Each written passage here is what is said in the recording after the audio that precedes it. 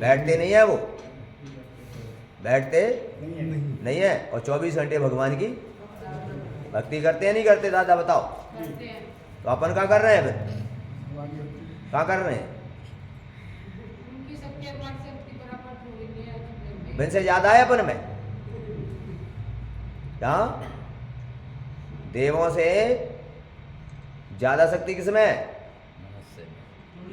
क्योंकि इसलिए है कि देव मोक्ष नहीं जा सके और अपन तो कौन में शक्ति ज्यादा भाई बताओ? शक्ति से थोड़ी नहीं संयम धारण नहीं कर सकते वो। तो शक्ति कौन में ज्यादा भाई? मैं तो पूछ रहा हूँ शक्ति कौन में ज्यादा भाई? जो मोक्ष जाओगे वही शक्तिशाली ज्यादा है ना, समझो बात क्या? जो मोक्ष जाएगा उसी की शक्ति ज्यादा है। ठीक है चलेगी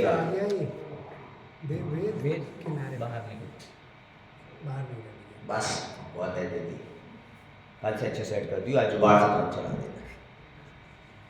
चलो सब लोग अपने दोनों हाथ जोड़ेंगे सिद्ध परमेश्वर भगवान का स्मरण करने के लिए और कमर को एकदम सीधी करेंगे और दृष्टि को नासा दृष्टि करेंगे और दोनों हाथ नारियल की चढ़त बना के जोड़ देंगे। ओम नमः शिवाय,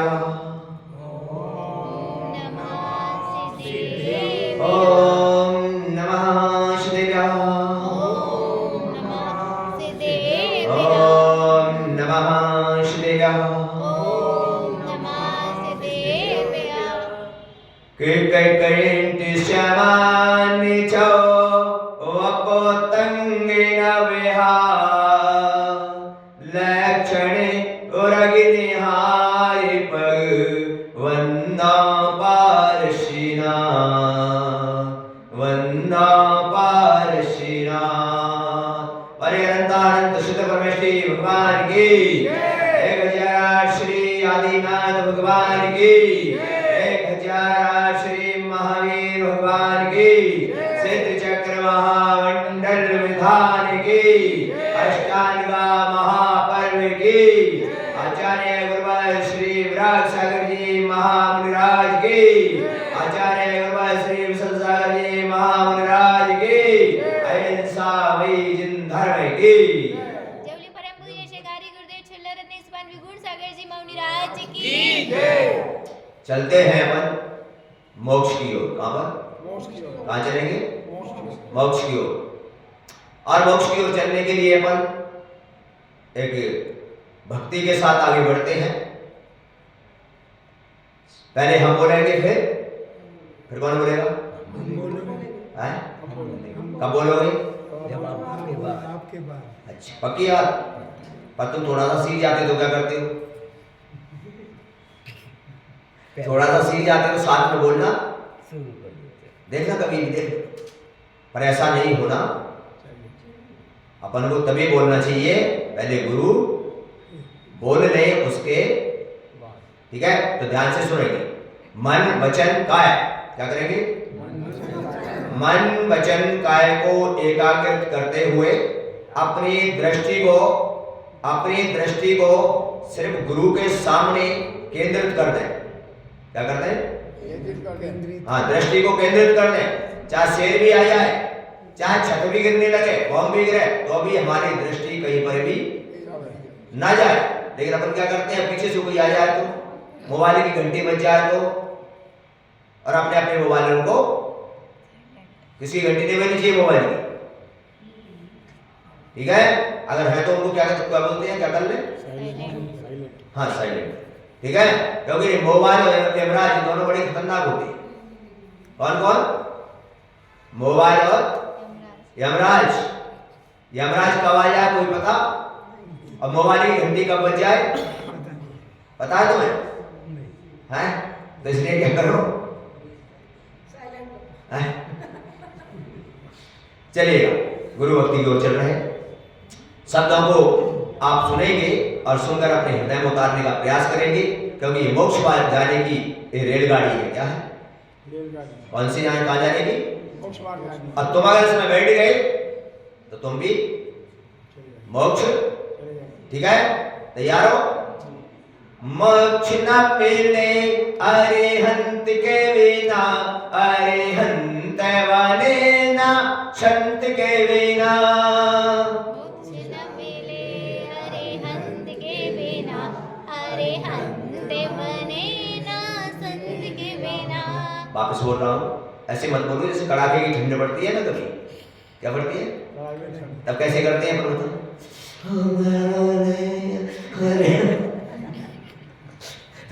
ठंडी नहीं पड़ रही है? क्या पड़ रही है? गर्मी?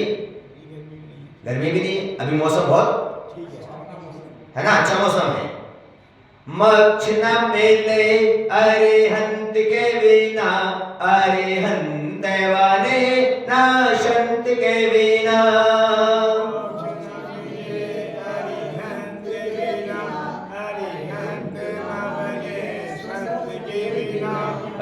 कर्म का जिसने घात किया है, ज्ञान दर्शन सुख प्राप्त किया है। मोक्ष न मिले कर्म अंत के बिना, अरिहंत वाले ना संत के बिना। मोक्ष न मिले अरिहंत के बिना, अरिहंत वाले ना संत के बिना।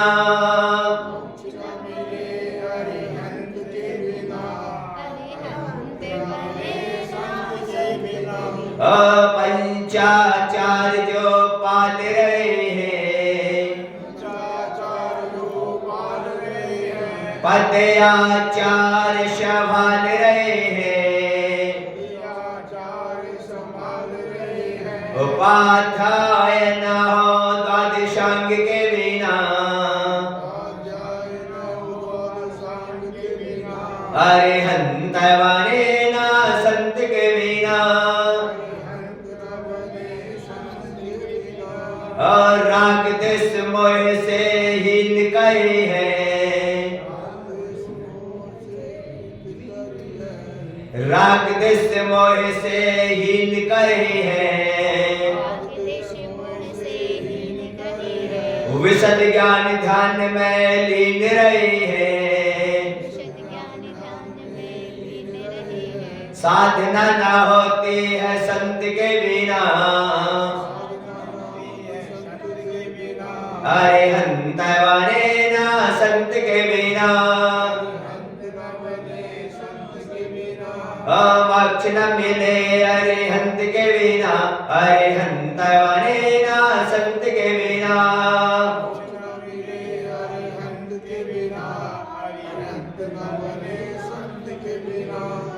जिन धर्म में आगम को आप ध्याइए, चैत्य मंदिर के दर्श पाइए, अंत न मिले मोक्ष पंथ के बिना, अरिहंत वाले ना संत के बिना। मोक्ष न मिले अरिहंत के बिना, अरिहंत वाले ना संत के बिना।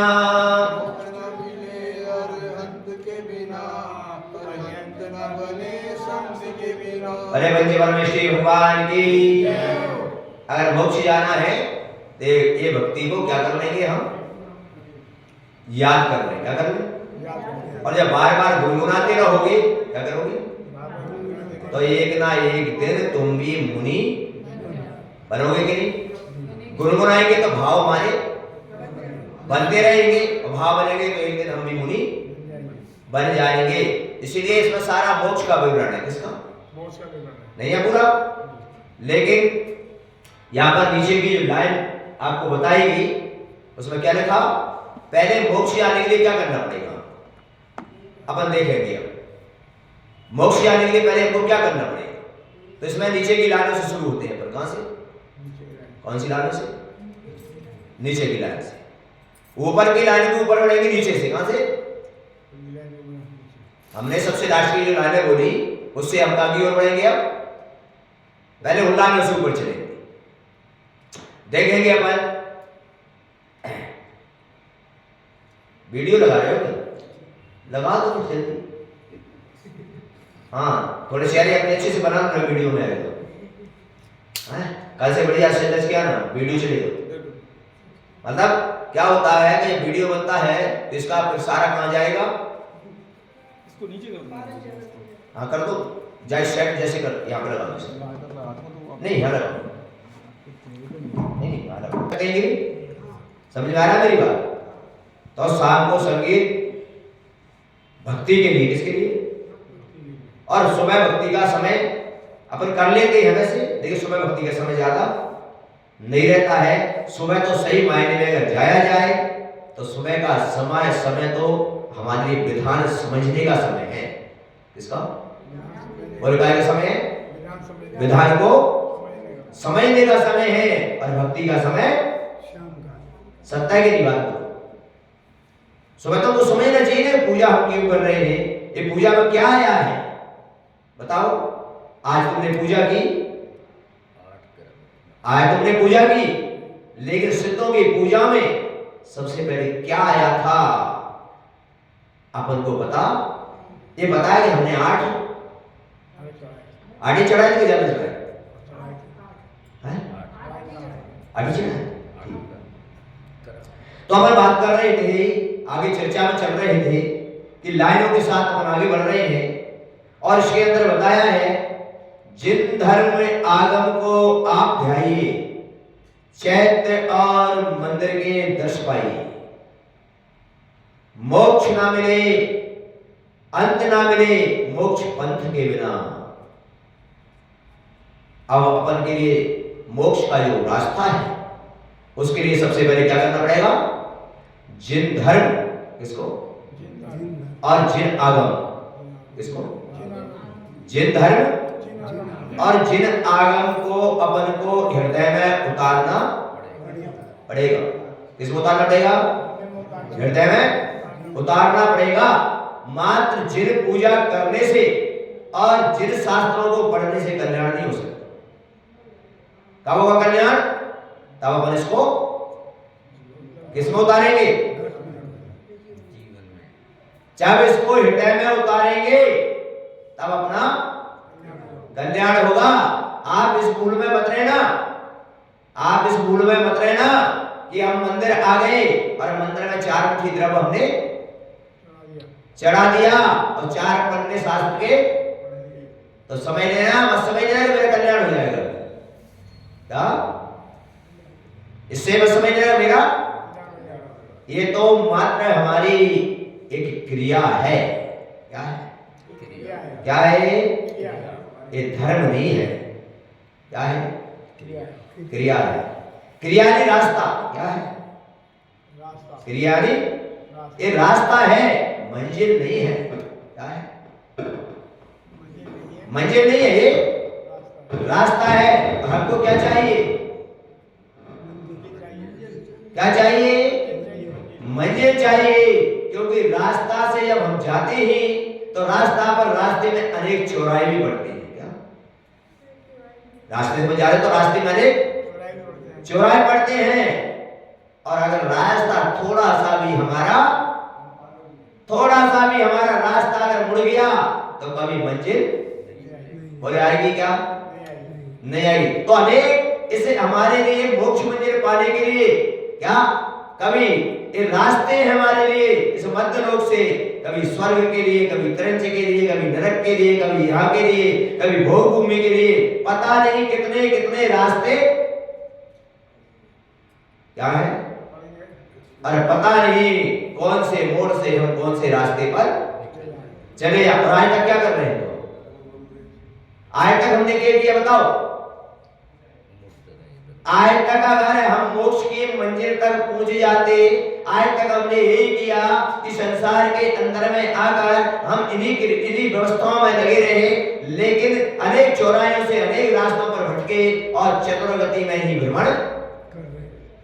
अगर बंधु को बताओ, अगर हम चतुर्गति में भ्रमण नहीं करते तो आज यहाँ पर मोक्ष से चले जाते तो लौट के तो मोक्ष से तो कोई कभी वापस आता है कोई जीव? नहीं आता ना। इसका मतलब है कि हमने अभी तक क्या किया? अभी तक हमने बस यही किया, कभी इस रास्ते पर चलते हैं, कभी इस रास्ते पर चलते हैं, कभी इधर चलते हैं, कभी इधर चलते हैं, लेकिन सीधा रास्ता आज तक कौन सा रास्ता? सीधा रास्ता नहीं पकड़ पाए। और जब तक सीधा रास्ता नहीं पकड़ेंगे तब तक, अब सीधा रास्ता कैसे पकड़ेंगे? सीधा रास्ता पकड़ने के लिए सबसे पहले अपने आप में मजबूती चाहिए, अपने आप में सम्यक दर्शन चाहिए, अपने आप में दृढ़ श्रद्धा चाहिए। क्या किसमें चाहिए? तुम कौन पकड़ रहे हो? तुम कौन पकड़ रहे हो? अपने आप में। तुम तो कहते भगवान भरोसे बैठे हैं। तो किसके भरोसे? किसके भरोसे बैठे हैं? किसके भरोसे बैठे हैं हम? भगवान कह रहे हैं कि मैं तुम्हारे भरोसे बैठा, दो चार आ जाए मेरी आरती उतार। क्या कहने का तात्पर्य मेरा यह है कि जब तक हमारे अंदर में दृढ़ श्रद्धा नहीं आ जाएगा कि दुनिया में कोई भी मुझे कितना भी भटकाए, मैं अपने रास्ते को छोड़ने वाला, कोई कितना भी लोग दिखाए मुझे, कितना भी प्रकृति दिखाए, कितना भी डर दिखाए, कितना भी भय दिखाए, पर मैं अपने रास्ते को क्या नहीं करूंगा? छोड़ूंगा। और अपन क्या करते हैं? थोड़ा सा किसी ने डर दिखा दिया, थोड़ा सा लोभ दे दिया, तुरंत अपन अपने रास्ते को, मैं तो नहीं कहूंगा ये बात, क्या ये तो तुम कहो, मैं क्यों कहूंगा? क्या मैं नहीं कहूंगा ये सारी बात। क्यों? क्योंकि ना तुम गंगादास हो ना तुम जमुनादास हो। क्या यहां तो नरेंद्र भाई बैठे हैं जो नरों के इंद्र, किसके? नरों के इंद्र जानते कौन होते? चक्रवर्ती। कौन होते? नरों के इंद्र कौन? चक्रवर्ती। और तुम सब इतने भी बैठे हो, ध्यान रखो, तुम्हारी इस गलतियों के कारण से, तुम्हारे इस विश्वास ना होने के कारण से, ध्यान रखो, हम सभी मनुष्य जन्म में आए हैं और हम भी उसी तरह यहां पर हमारा जन्म हुआ है जिस प्रकार महापुरुषों का होता है। किसका? महापुरुषों का हुआ है। उनका वैभव अलग चीज है, लेकिन जन्म तो सभी का मां से ही होता है। बोलो, किससे होता है? सभी का जन्म मां से होता है। कोई अलग बात है कि व्यवस्था पुण्य की अलग अलग है, लेकिन जन्म सभी का मां से होता है। बोलो, होता है? तीर्थंकर का जन्म भी हुआ ना। अब आप लोग सोच सकते हो, आपने बहुत स्वाध्याय किया है, मैं मानता हूं, लेकिन मैंने जीवन के अंदर में, पता है कितना हमारे, आपको पता है हमारी योग्यता क्या है? पता है आपको? तुम तो पढ़े लिखे हो, रोज शास्त्र पढ़ते हो, क्या? और कोई बीए, कोई एमए, कोई, हम तो 2 क्लास पढ़े हैं। कितना? कितने पढ़े हैं भैया? बोलो, बोल तो 2 क्लास पढ़े हैं और तीसरी में 3 बार फेल हुए। क्या मतलब? 2 क्लास पढ़े और तीसरी में? मुझे लगता तुमने अभी तक कोई ऐसा स्टूडेंट देखा जो तीसरी में देखा? क्या नहीं देखा? अब देख लो। और जिस दिन बंद हो तो अपन विचार कर रहे हैं यहां पर कि अपनी अनादिकाल से यही भूल रही कि अपन सोचते हैं कि हम कुछ नहीं कर सकते। क्या सोचते हैं? है ना? सोचते हो नहीं? तो पंचम काल है। क्या है? बोलो बोलो, बोल दो महाराज। पंचम काल है। कौन सा? और पंचम काल में ध्यान रखिए, काल किसके लिए होता है? बोलो, वीर पुरुषों के लिए कभी कोई भी काल का दोष, बोलो, किसके लिए? वीर पुरुषों के लिए। काल किसके ऊपर हावी होता है? जो कायर होते हैं। कौन होते हैं? जो कायर होते हैं। वीर पुरुष आया काल का दोष है तो कैसे बन रहे हैं बताओ? बनेंगे ना मुनि, और अंत तक भी मुनि रहेंगे। बोलो रहेंगे कि नहीं? लास्ट समय तक भी मुनि रहेंगे कि नहीं? रहेंगे। रहेंगे ना। और ध्यान रखो, मोक्ष की जो व्यवस्था है, आपको यहां से कहीं जाना है और डायरेक्ट फ्लाइट नहीं है तो क्या करोगे? अरे फ्लाइट एक में बैठोगे, वो फ्लाइट आपको दूसरी जगह उतारेगी और उसी जगह से आपको दूसरी फ्लाइट मिल जाएगी और अपने स्टेशन पर बोलो। तो मोक्ष क्यों नहीं है? मोक्ष तो है। अरे यहां से जन्म लेके विदेश क्षेत्र में जन्म लेके कहां चले जाएंगे? तो मोक्ष रुका है क्या? तुम लोग कहते हो मोक्ष नहीं है, मोक्ष रुका क्या? नहीं रुका।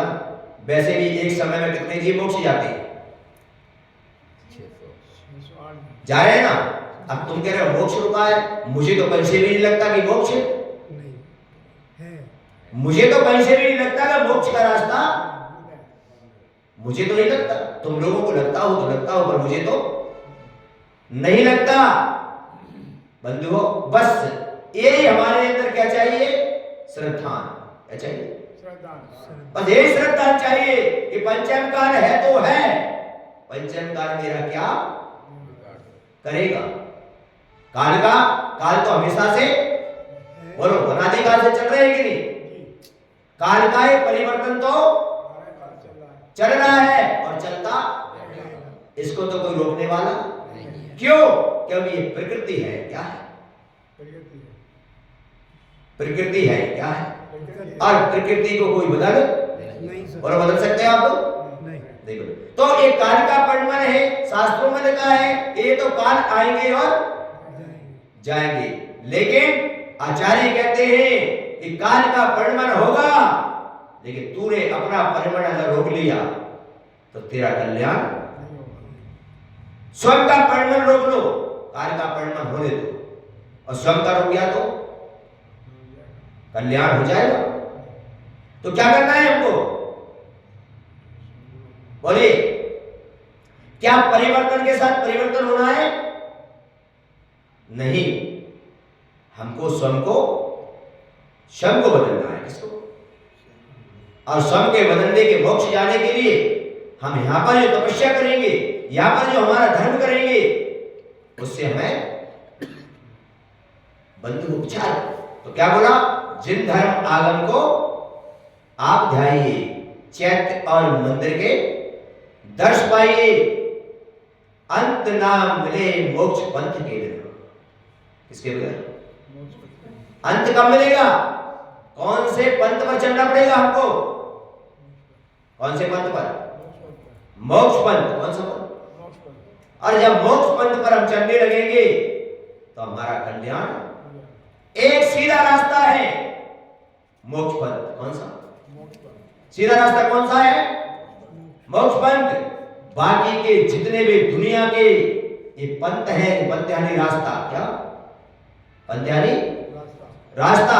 जो दुनिया के जो रास्ते हैं, ये दुनिया के रास्ते भटकाने के रास्ते हैं, पर मोक्ष पंथ का रास्ता कैसा रास्ता है? जो सीधा कहां जाता है? अब आपको क्या करना है? मोक्ष जाने के लिए आप शास्त्रों में पढ़ते हो कि संसार में जब जाते हैं क्या, तो एक मोड़ा, दो मोड़ा, तीन मोड़ा, चार मोड़ा, लेकिन मोक्ष जाने के लिए सीधा कौन सा है? सीधा, उसमें कोई मोड़े नहीं होते। तो बस ऐसा ही है कि अनेक प्रकार की जो व्यवस्थाएं हैं, अनेक प्रकार के जो रास्ते हैं, वो मोक्ष को अवरुद्ध करते हैं। क्या करते हैं? मोक्ष के रास्ते को रोकते हैं। लेकिन मोक्ष का जो रास्ता है, अगर उस पर हम सभी को छोड़कर चलने लगे तो वो कभी हमारा रुक नहीं। हम किस में अटक गए? बोलो, किस में अटके? हम बोलो, किस में अटके? रास्तों में अटके कि नहीं? बोलो, किस में अटके? रास्ते में अटके ना। अब कैसे अटके रास्तों में? ऐसे अटके अपन रास्तों में कि तीर्थंकर कितने होते हैं? 24। पक्का है? कम ज्यादा होते हैं? नहीं होते। ठीक है। तीर्थंकर क्या है? तीर्थंकर एक अनंत भगवान की एक डिग्री है। क्या है? क्या है? मतलब तीर्थंकर एक जो प्रकृति का बंध कर लेता है, वो उन्हीं में से एक तीर्थंकर की उनकी अलग से एक व्यवस्था हो जाती है। वैसे तो अनंत ही है ना, कौन है? वैसे तो अनंत है कि नहीं बोलो भाई? 4 कर्मों का नाश करके अनंत प्रकट होता है। क्या होता है? और 8 का नाश करने के बाद शुद्ध पद। ठीक है, सरल सीधी सीधी बात है, इसमें तो कोई है ना। अब यहाँ पर तीर्थंकर है, तीर्थंकर प्रतीक को बंद किया है, इसलिए तीर्थंकर एक प्रकृति है, नाम कर्म है इसमें, इसलिए इनको तीर्थंकर पद को, ठीक है, समझ में आ गया। इसी प्रकार से अब यहाँ पर कह रहे हैं कि रास्ता अवरुद्ध कैसे हुआ? तो रास्ता अवरुद्ध ऐसे हुआ कि अगर हम अरहंत पद को स्वीकार करते हैं, किसको? तो हमारा रास्ता एक है। हमारा रास्ता बोलो, हमारा रास्ता एक है। और अगर तुमने कहा कि मेरे आदिनाथ, दूसरे ने कहा मेरे कौन से नाथ? बोलते जा 24 नंबर, कोई भी नाम बोलो, पार्श्वनाथ, तो रास्ता क्या हो गया? क्यों? क्योंकि ये व्यवस्था में बढ़ जाएगा। किसमें? किसमें बढ़ जाएगा? बोलो। और व्यवस्था में बढ़ते ही क्या हो गया? मोक्ष का मार्ग रुक जाएगा। क्या हो जाएगा? रुक जाएगा। क्यों? नहीं बंधु हो, आचार्य कहते हैं एक तीर्थंकर में, कितने में? एक तीर्थंकर में सभी तीर्थंकर नजर आना चाहिए। कितने? पंचकर्णाटक में माता पिता बने हो, सौदर बने हो। पंचकर्णाटक में जब प्रतिष्ठा होती है तो एक प्रतिमा में 24 तीर्थंकरों के नाम उच्चारण किए जाते हैं। कितने? 24। कभी देखना प्रतिष्ठा को? क्यों? क्योंकि इसीलिए कि इसमें किसी प्रकार का कोई, आप पूजा करें, पार्श्वनाथ की करें, आदिनाथ की करें, लेकिन उनमें आपको क्या नजर आनी चाहिए? 24 तीर्थंकर। क्या नजर आना चाहिए? 24।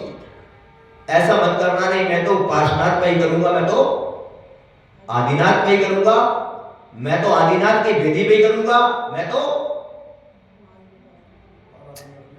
ऐसा मत करना। ये करना जो भी तीर्थंकर तुम्हारे सामने आ जाए उस समय समझ लेना कि सारे तीर्थंकर और सारे अरहंत मेरे सामने हैं और मैं सभी की क्या कर रहा हूं। ऐसा करोगे तो क्या होगा? मन में कसाय उत्पन्न नहीं होगी। क्या नहीं? राग देश पैदा। आज आपको सिद्ध की भगवान की पूजा में एक विवरण आया था। क्या?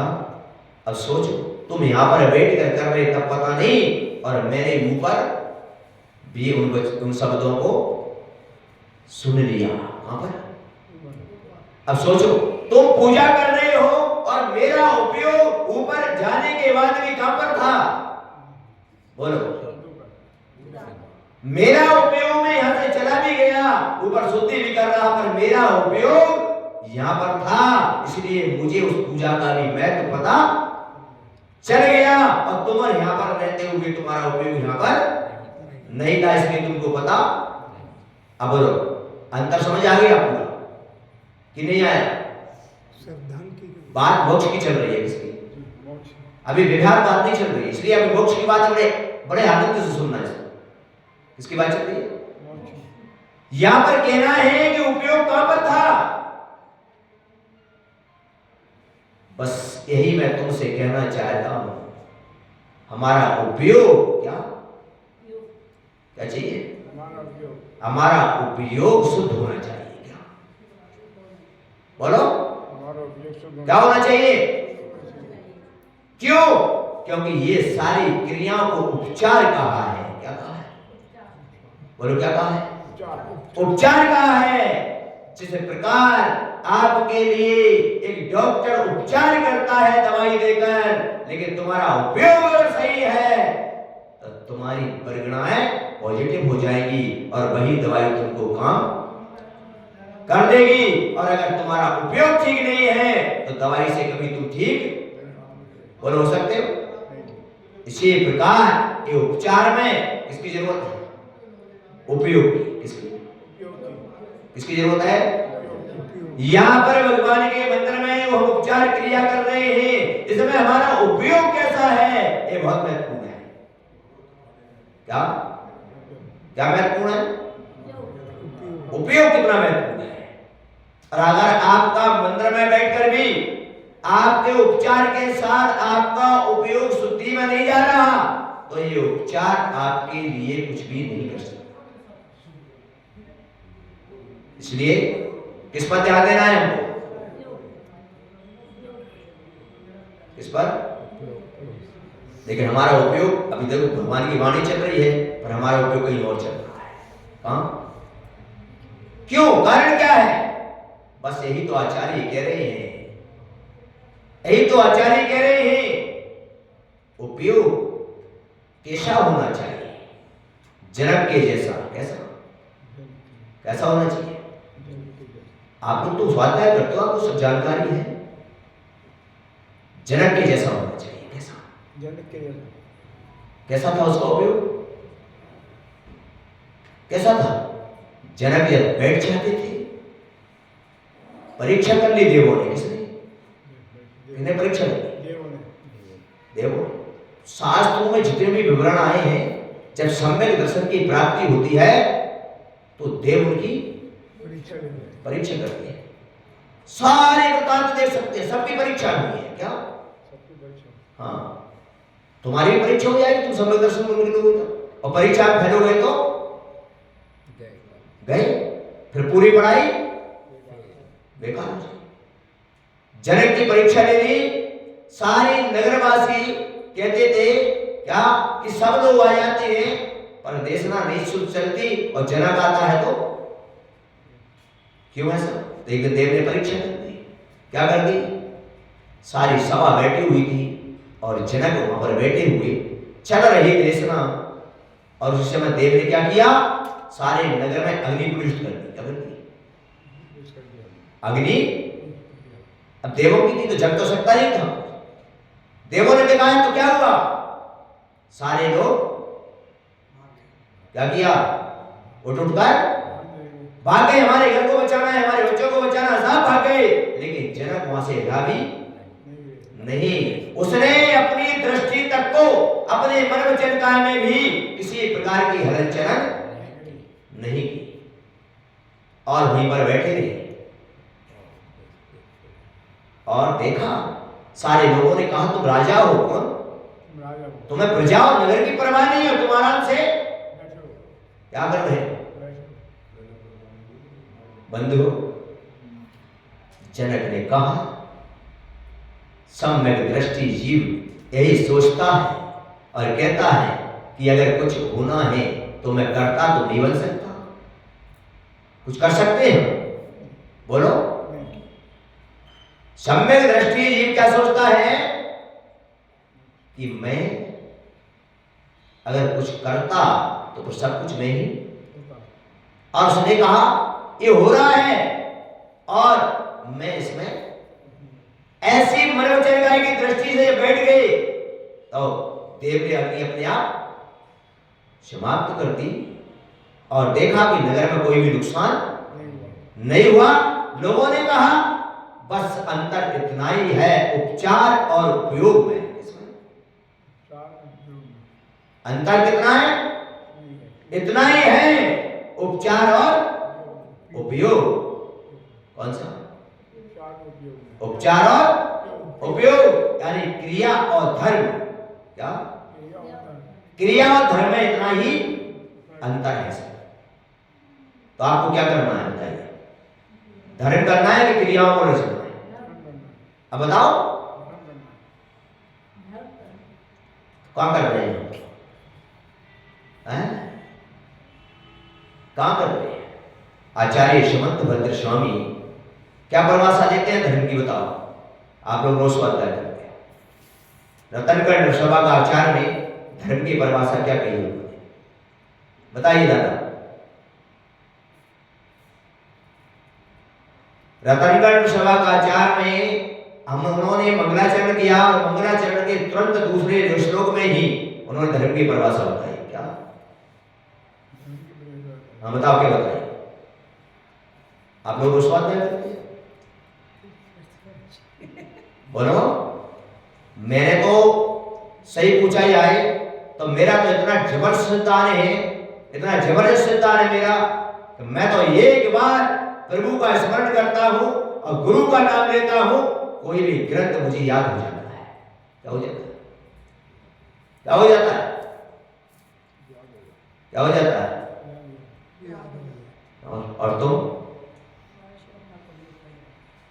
उसमें लिखा है देश्यामी समीचीनन धर्म कर्ण वर्ण। क्या लिखा? क्या लिखा? वो धर्म जो कर्मों की निर्जरा करा दे। क्या करा दे? क्या कह रहे हैं आचार्य? कौन से धर्म की बात कर रहे हैं? वो जो कर्मों की निर्जरा करा दे, उस धर्म की बात कर रहे हैं।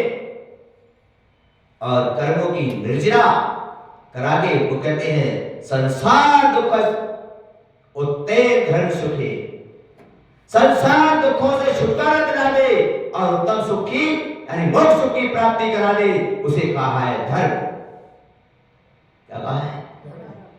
जो संसार के दुखों से छुटकारा दिला दे और उत्तम सुख की, वो है धर्म। अब बताइए प्यारे बंधु हो, संसार में हम सभी कहते हैं कि धर्म कर रहे हैं। क्या कर रहे हैं? अब मैं आपसे पूछना चाहता हूं, इसलिए मैं दिल्ली राजधानी में पहली बार आया हूं। कब आया?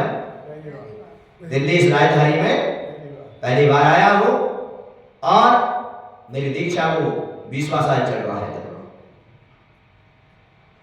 और मैंने सोचा कि इतनी बड़ी राजधानी है दिल्ली, शायद वहां पर धर्म मिल जाए। क्या मिल जाए? इसलिए मैं कहां पर आया? दिल्ली।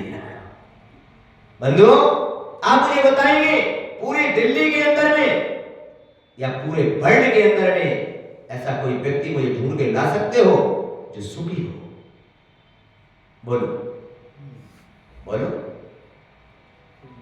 कोई तन दुखी, कोई मन दुखी, कोई धन दुखी, चारों तरफ। बोलिए सही बात बताओ भैया। अरे दिल्ली में तो बहुत लोग हैं भैया, बड़े बड़े लाखों करोड़पति हैं, संखपति हैं। क्या है? अरे कैसी बातें कर रहे हो दादा तुम? हैं? हैं? फिर धर्म काय को चिल्ला रहे हैं? मुझे क्या पता, मैं तो इसी गांव से आया था। क्या दुख सुख दोनों ही आते हैं। क्या समझ में आ रही बात? सारों तरफ कौन है? अब बताओ, ये भगवात्मा को देख लो, मतलब इतने लंबा प्रोफेसर है, फिर भी बोल के रहे सब तो बात ही है। अभी मैंने श्लोक सुनाया, इसकी समझ में आए? क्या सुनाया मैंने? इनकी समझ में? अब बताओ, अभी भी कह रहे हैं तो तब मैंने कह दिया संसार दुख यानी संसार के दुखों से छुटकारा दिला दे और उत्तम सुख की। अब दुख कहां से आ होते? दुख बंधु हो, ये जो हमको दिख रहा है दुख सुख, ये सिर्फ मात्र सुखाभास है। क्या है? सुखाभास। ये सुख नहीं है। क्या है? सुखाभास। ठीक है, ये सुख नहीं है और ये सुखाभास होता है, वो दुख का ही कारण है। किसका है? दुख का कारण है। सुखाभास किसका कारण है? दुख का कारण है। दादा सही सही बताइयो, गर्मी लगता तो क्या करते हो तुम? सही सही बताइए, गर्मी लगेगी तो क्या करोगे? बोलो, जब थोड़ी सी गर्मी आएगी तो पंखा है देगा। क्या है? अब थोड़ी सी गर्मी बढ़ी तो है मजा आ गया। क्या आ गया? बोलो सच बता, क्या कहते हो? जैसे आप कहीं बाहर से आ रहे हो, थोड़ा धूप में से और गर्मी पड़ रही हो, तब क्या हुआ? अब तो मेरे क्या निकले? और जैसे ही एसी मिल जाए, थोड़ा क्या मिल गया? मिल गई ना? अब बताओ सुख मिला कि नहीं भाई साहब? अब भाई साहब सुख मिला कि नहीं? पहले दुख हो रहा था, जब धूप में थे तो क्या हो रहा था, दुख हो रहा था, और एसी में आ गए तो सुख हो गया। है ना? अब बताओ दादा, अगर वो एसी ठंडक सुख देती है हमको, क्या देती है? तो उससे भी ठंडी एक बर्फ की सिल्ली होती है। क्या होती है? बोलो होती है कि? अब मैं तो उस बर्फ की सिल्ली पर लेटा देता हूं, कितनी देर तक लेटे रहो? बोलो। उसके बाद उठकर बोलो बोलो। इससे सिद्ध हो गया कि सुख नहीं है, सुखाभास है। क्या है? सुख तो हमारी इस आत्मा में है। किसमें? बोलो किसमें? और उस सुख को प्रकट करने की यहां पर बात कही गई है। किसकी? सुख को प्रकट करने की। हाँ, कौन सी? मोक्ष की बात चल रही है यहां पर। तो सिद्धों के गुणगान चल रहे हैं और सिद्धों के गुणगान में अपन सिर्फ मोक्ष की चर्चा कर रहे हैं। इसीलिए यहां पर कहा गया है कि यहां मोक्ष की चर्चा चल रही है, तो वो सुख आत्मा के अंदर प्रकट होता है, और जब वो सुख प्रकट हो जाता है तो ना गर्मी लगती है ना, बोलो लगती है क्या? नहीं लगती। तो कौन से सुख की बात चल रही है? उत्तम सुख की। कौन सी? तो सुख को प्राप्त करने के लिए धर्म करना है। क्या करना है? तुम तो रोज कर रहे हो, बोलो तो ने, बता तो तूने कोई दिल्ली में इसलिए तो आया हूं मैं, बताओ तो। रोज सारे काम कर रहे हो, हैं? कितने लोग मुझसे बोलते हैं हमारा ये नहीं कर रहे हैं, हमारा ये कर रहे हैं। मैंने ऊपर से नीचे तक देखा, भाई साहब इतना बड़ा कार्य तुम करते हो, लाखों करोड़ों का रोज खर्चा करते हो, दान देते हो। बोले हाँ महाराज। भाई साहब क्या हो गया? महाराज कछु मत पूछो। अरे कछु तो बताते हैं, क्या करें? Heart, sugar, blood pressure. क्या हुआ? ना मीठा ना चिकना, उबली दाल और क्या? सूखी रोटी। बोलो बोलो। सूखी सूखी और उबली दाल दाल। क्या हुआ? महाराज सब कुछ है, मन तो ललचाता है। किसके लिए? किसके लिए? पर क्या करूं? डॉक्टर खाने नहीं देता। क्या करूं? और हमारा धर्म पहले से क्या कह रहा है तुमको? धर्म कहता है मंगलवार को मीठा मत खाओ, बुधवार को घी मत खाओ, गुरुवार को दूध मत खाओ, शुक्रवार को दही मत खाओ, शनिवार को तेल नहीं खाओ, रविवार को नमक नहीं खाओ। हमारा धर्म तो पहले से ही बता रहा है तुमको। लेकिन मैं पूछना चाहता हूं आपसे, एक भी व्यक्ति ने शास्त्र पढ़कर क्या त्याग किया और डॉक्टर ने बोल दिया तो? सब त्याग दिया। बोलो बोलो। सब कुछ किसकी बात पर समझदार हो रहा है तुमको? ईमानदारी की बात है कि नहीं? बोलो। अब मैं आपसे एक प्रश्न है मेरा, क्या आप धर्म कर रहे हैं? श्रद्धा किस पर होना चाहिए? जिन वचनों पर। किस पर? बोलो होना चाहिए कि? और जिन वचनों पर श्रद्धा हो गया तो तुम्हें बीमारी आने का कोई, बोलो है क्या? नहीं। तो गलती कहां पर हो रही है हमारी? गलती हमारी बस यहीं पर हो रही है कि जिनकी पूजा तो कर रहे हैं लेकिन उनके वचनों पर क्या नहीं कर रहे हैं? बस अंतर इतना ही है।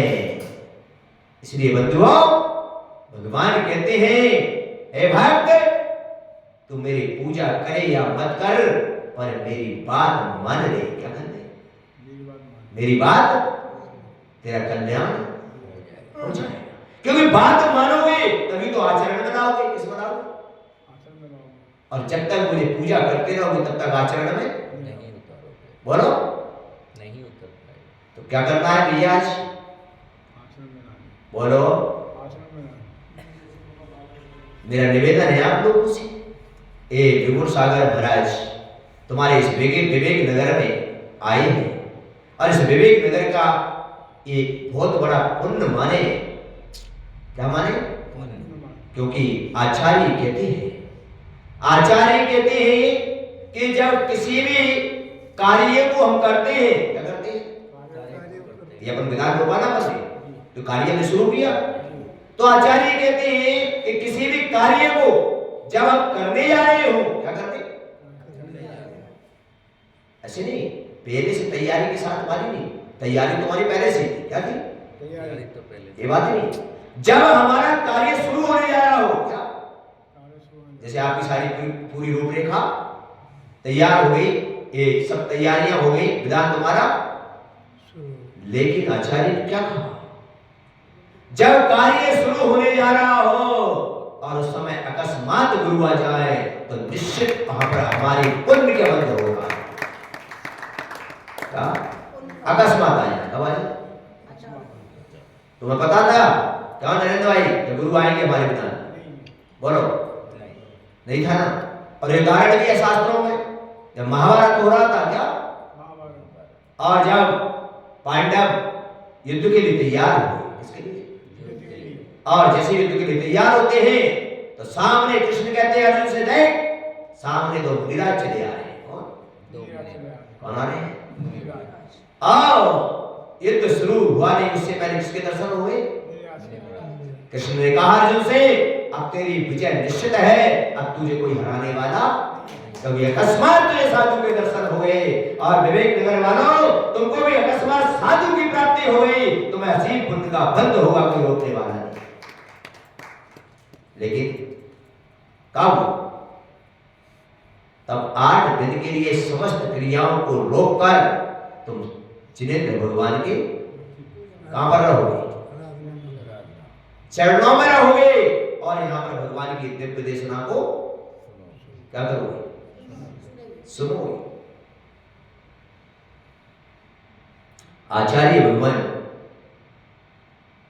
से कई बार हमारी चर्चा वार्ताएं जब होती हैं तो वो कहते हैं कि श्रावक को, जो सच्चा श्रावक सम्यक दृष्टि होता है, वो सच्चा श्रावक सम्यक दृष्टि अन्य चीजों में जाके करता तो है, पर भगवान की दिव्य देशना के सुनने के लिए वो हमेशा लालायित रहता है। क्या रहता है? ठीक है, तो आज अपना समय चल रहा है और मैं तो यही कहूंगा आप लोगों से, क्या कि अपने जीवन में मोक्ष मार्ग जाने की अभिलाषा हो। क्या हो? क्या हो? कि कहां जाने की? तो आप अपनी दृष्टि को समदृष्टि बना लेना। क्या बना लेना? क्या बना लेना? समदृष्टि बन जाना। समदृष्टि का मतलब जिसकी दृष्टि में कोई भेदभाव, उसे क्या बोलते हैं? जिसकी दृष्टि में क्या ना हो? भेदभाव ना हो, उसे बोलते हैं सम्यक दृष्टि।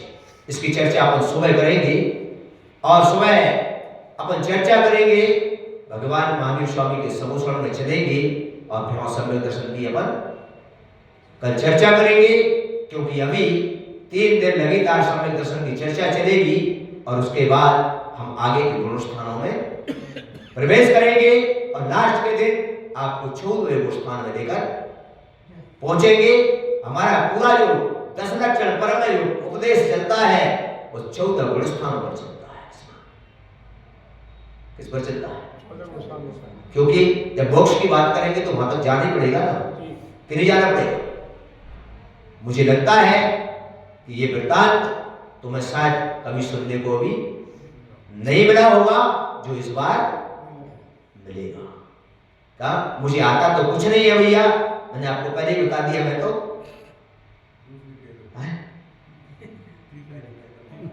क्या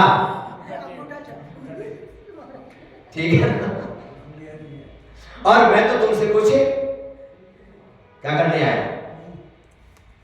बस बंधुओं, इसी प्रकार से अपन लोग भगवान की क्या करते रहे? आराधना करते रहे। और एक दिन ये भी स्वयं बस इतना विचार जरूर रखना 24 घंटे आप, हे भगवान आपके दर्शन करते करते मेरा अनादिकाल बीत गया। क्या कहोगे?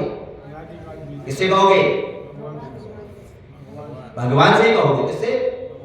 कि भगवान आपके दर्शन करते करते मेरा, आपकी पूजा करते करते मेरा, हे प्रभु अब आज ये सिद्ध चक्र विधान में मैं आपकी आराधना करना हूं। हे भगवान, अब ये दर्शन और पूजा कब तक करूंगा? अब तो मुझे ऐसी शक्ति प्रदान कर दो कि मैं भी आपके जैसा पूज्य बन के खड़ा हो जाऊं, बस मेरा जीवन सार्थक हो जाए। क्या क्या कहोगे भगवान से? एक कहोगे कि आपके जैसा मैं, बस इसीलिए मैं आपके क्या कर रहा हूं? क्या तत्वा सूत्र पढ़ते हो? तत्वा सूत्र का मंगलाचरण क्या कह रहा है? मोक्ष मार्गस्य नृतारम भेतारम कर्मभूवृताम ज्ञाताराम विश्वतत्वानाम बनते। ये मैं तुमसे ही बुलवाता हूं, विचार करो। यहां पर भक्त कह रहा है कौन? किससे? भगवान से। किससे कह रहा है? भगवान से। तुम कौन हो? भक्तों की नहीं बोलो। तो भक्त कह रहा है भगवान से कि भगवान, तुमने मोक्ष के नेता हो कौन, और तुमने केवल ज्ञान को प्राप्त कर लिया, तीनों लोग विजेता हो। क्या आप सब कुछ हो और सभी तत्वों को आप, लेकिन क्या कह रहे हैं? बंदे। भगवान, आपने सबको प्राप्त कर लिया, भगवान बन गए। आप इस गुण मत रहना कि इसलिए आपको नमस्कार कर रहा हूं। क्या कह रहा है? आप भगवान हो इसलिए मैं आपको नमस्कार कर रहा हूं, ये आप गलत फहमी में मत रहना। मैं इसलिए नमस्कार कर रहा हूं कि आपने जो गुणों को प्राप्त किया है वो गुण मुझे प्राप्त हो जाए और मैं भी परमात्मा बन के तुम्हारे पास आकर बैठ जाऊं। मैं इसलिए तुमको नमस्कार कर रहा हूं। बोलो क्या करना है? बोलो क्या करना है? बनने के लिए आपके गुणों को, आपने जिन गुणों को, वो ही मुझे प्राप्त करने। जब मैं वो प्राप्त कर लूंगा अब तुम मैं हूं, मुझे में कोई अंतर नहीं रहेगा। बोलो रहेगा कब? तब वो गुणों को मैं, और जब तक मैं शरीर को धारण करे हूं, और इस शरीर से जब तक आपके लिए प्रतिमा, ये भी उद्गल है। क्या है? क्या है प्रतिमा? बोलो उद्गल। काय की है प्रतिमा? उद्गल। तब तक मैं इन गुणों को प्राप्त नहीं कर लूंगा। जो गुण कहां पर है? उनके गुण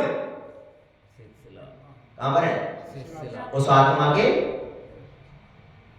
साथ में। किसके साथ में?